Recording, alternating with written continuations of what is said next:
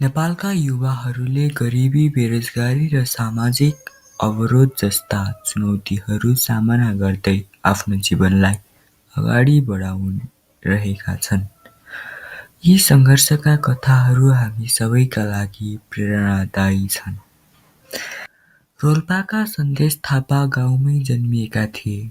परिवारको आर्थिक अवस्था कमजोर थियो। पढाइ छोड्ने अवस्था आयो, तर उनले हार मान्नु भएन।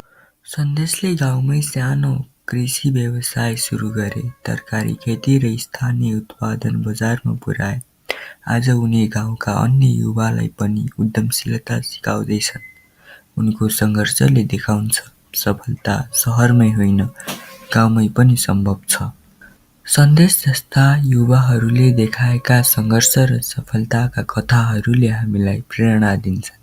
चुनौतीलाई अवसरमा बदल्ने शक्ति हाम्रो भित्रै छ।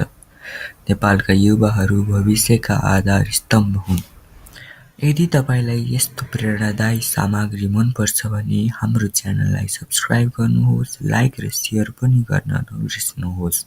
तपाईँको समर्थनले हामीलाई अझै राम्रो सामग्री बनाउन प्रेरणा दिन्छ।